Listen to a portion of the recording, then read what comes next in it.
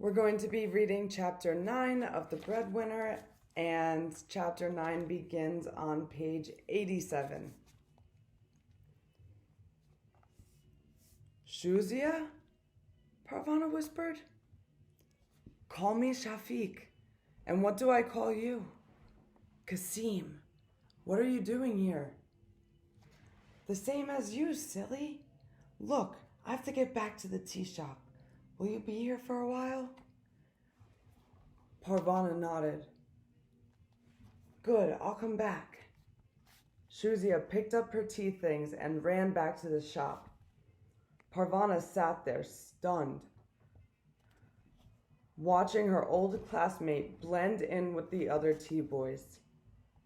It was only by looking at them very carefully that Parvana could distinguish her friend from the others. Then, realizing it wasn't a good idea to stare in case someone asked what she was looking at, Parvana looked away. Shuzia melted back into the market. Shuzia and Parvana had not been very close in school. They had different friends. Parvana thought Shuzia had been better at spelling, but she couldn't remember for certain.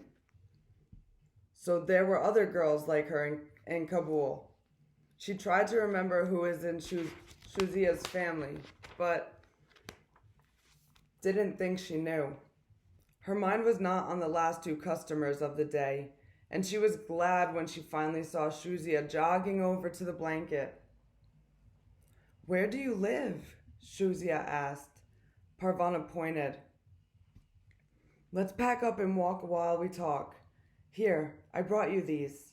She handed Parvana a small twist of paper holding several dried apricots, something she had not eaten in ages.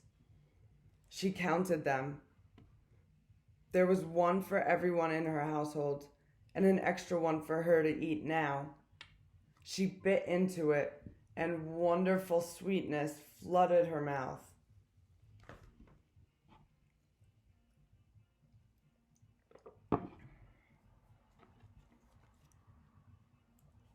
Thanks. She put the rest of the apricots in her pocket with the day's wages and began to pack up. There was no little gift left on the blanket today. Parvana didn't mind. Seeing Shuzia was quite enough excitement for one day. How long have you been doing this? Shuzia asked as they walked out of the market. Almost a month. How about you? 6 months. My brother went to Iran to find work nearly a year ago, and we haven't heard from him since. My father died of a bad heart, so I went to work. My father was arrested. Have you heard any news? No. We went to the prison, but they wouldn't tell us anything. We haven't heard anything at all. You probably won't. Most people who are arrested are never heard from again. They just disappear. I have an uncle who disappeared. Parvana grabbed at Shuzia's arm and forced her to stop walking.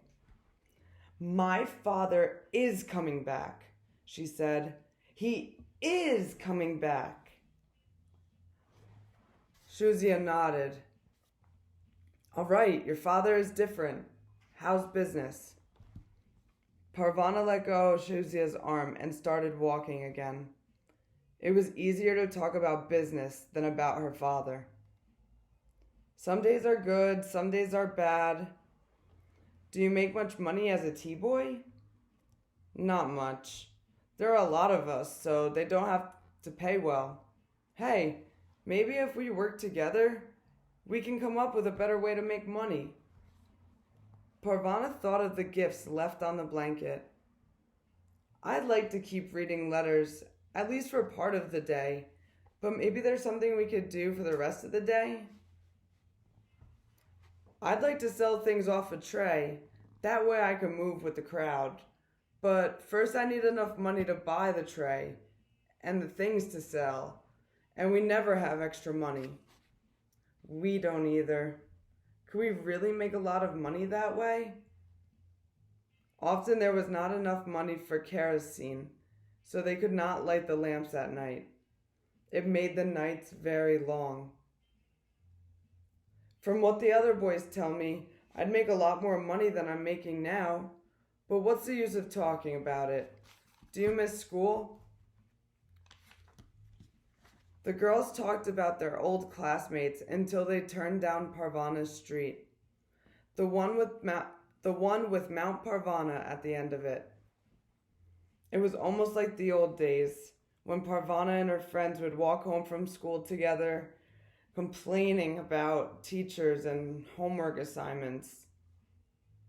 I live up here, Parvana said, gesturing up the flight of stairs outside her building. You must come up and say hello to everyone. Shuzia looked at the sky to try to judge how late it was. Yes, I'll say hello, but after that I'll have to go home. I'll have to run. When your mother tries to get me to stay for tea, you must back me up and tell her I can't.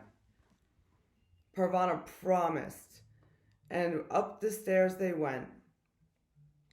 Everyone was surprised when she walked in with Shuzia. Everyone embraced her as if she was an old friend, even though Parvana didn't think they had ever met before. I'll let you leave without eating this time, Mother said, but now that you know where we are, you must bring your whole family for a meal. There's only my mother and me and my 2 little sisters left, Shuzia said. My mother doesn't go out. She's sick all the time. We're living with my father's parents and one of his sisters. Everybody fights all the time. I'm lucky to be able to get away from them and go to work. Well, you are welcome here any time, Mother said. Are you keeping up with your studies? Mrs. Wira asked. My father's parents don't believe in girls being educated, and since we're living in their house, my mother says we have to do what they say. Do they mind you dressing like a boy and going out to work? Shuzia shrugged. They eat the food I buy. How could they mind? I've been thinking of starting up a little school here, Mrs. Wira said to Parvana's surprise. A secret school for a small number of girls, a few hours a week. You must attend. Parvana will let you know when. What about the Taliban? The Taliban will not be invited, Mrs. Wira smiled at her own little joke. What will you teach? Field hockey, Parvana replied. Mrs. Wira was a physical education teacher. The idea of holding a secret field hockey school in their apartment was so ridiculous that everyone started to laugh. Shuzia was still laughing when she left for home a few minutes later. There was so much to talk about that night at supper. We must pay her mother a visit, Mother said. I'd like to get her story for our magazine. How are you going to publish it? Parvana asked. Mrs. Wira answered that. We will smuggle the stories out to Pakistan, where it will be printed. Then we'll smuggle it back in, a few at a time. Who will do the smuggling? Parvana asked, half afraid they were going to make her do it. After all, if they could turn her into a boy, they could have other ideas for her as well. Other women in our organization, Mother answered. We've had visitors while you've been at the market. Some of our members have husbands who support our work and will help us. Noria had ideas for the school. She had been planning to go to teachers' college when she finished high school, before the Taliban changed her plans. Father had given her and Parvana lessons for a while when the schools first closed, but his health was not good, and the practice fell away. I could teach arithmetic and history, Nuria said. Mrs. Weir could teach reading and writing. Parvana didn't like the idea of learning from Nuria. As a teacher, she'd be even bossier than she was as a big sister. Still, she couldn't remember the last time she'd seen Nuria so excited about something, so she kept quiet. Almost every day, Parvana and Shuzia would see each other in the market. Parvana waited for her friend to come to her. She was still too shy to run among the pack of tea boys, looking for Shuzia.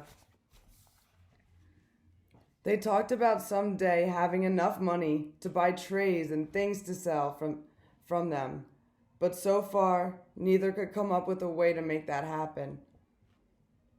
One afternoon, when she was between customers, something landed on Parvana's head. She quickly snatched it off. After checking to make sure no one was watching, she took a look at the latest present from the window woman. It was a lovely white handkerchief with red embroidery around the edges. Parvana was about to look up and smile her thanks at the window in case the window woman was watching, when Shuzia ran up to the blanket. "What do you have there?" Parvana jumped and stuffed the handkerchief in her pocket. "Nothing. How was your day?" "The usual, but I've got some news. A couple of the tea boys heard of a way to make lots of money." "How?" "You're not going to like it. Actually, neither do I. But it will pay better than what we've been doing." "What is it?" Shuzia told her. Parvana's mouth dropped open. Shuzia was right. She didn't like it. That was chapter 9. Get ready for chapter 10.